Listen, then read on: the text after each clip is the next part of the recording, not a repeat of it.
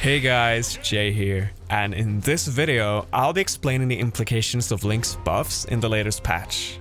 Starting off with Jab 1, the startup got reduced from 8 frames to 7.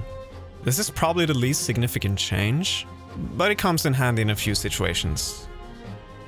One thing to keep in mind is that the total animation is 1 frame quicker as well. This not only means that it's easier to land, but also safer if you miss.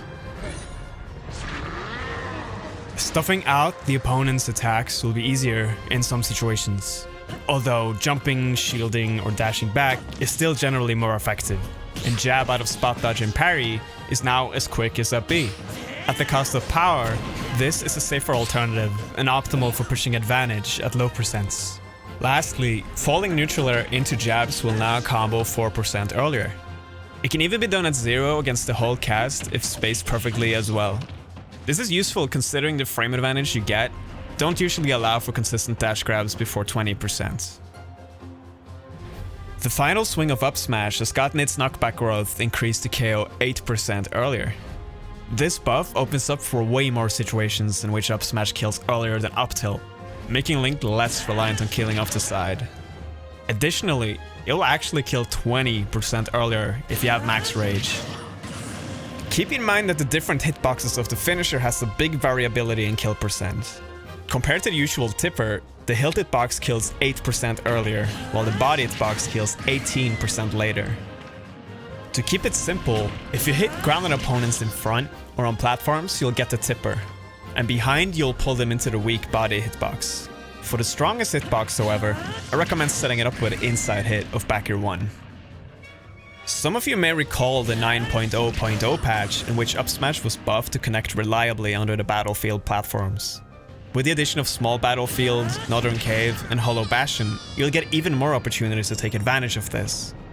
You'll only get the tipper in this scenario, but it'll kill early regardless due to being closer to the blast zone. Some other ways you'll be landing Upsmash will be punishing rising aerials out of shield, comboing out of returning boomerang, and catching rolls and landings.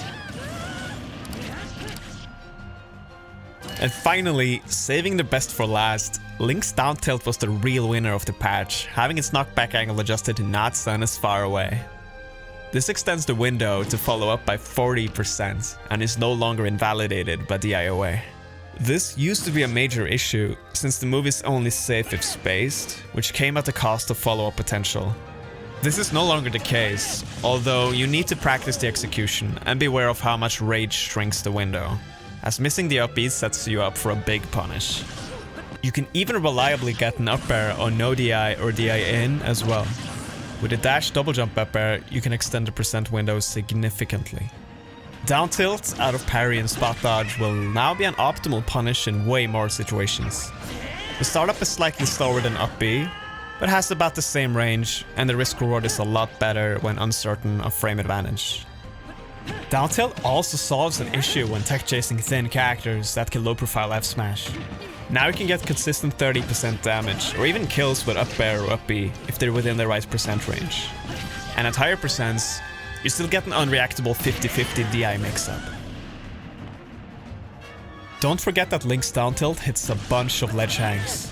Getting an aerial up B follow-up is even easier than normal since the opponent's character model is lower and the move is too quick to DI on reaction. There are also other niche follow-ups you can do, but they are very percent and character specific. If you want to know which characters you can hit with down tilt, I'll add a sheet with all the information you need in the description below. And lastly, I actually believe that the buffs will make down tilt a very useful ledge trapping tool. Within its combo windows, it lets you hard punish neutral get up on reaction without taking a big risk, which has been a big issue for Link before. I've gone over how to do this with forward tilt in another video, but against the quicker get up animations, down tilt will be necessary. Additionally, during a bomb ledge trap, you can greatly extend the active frames of down tilt by hitting the bomb to make the timing easier.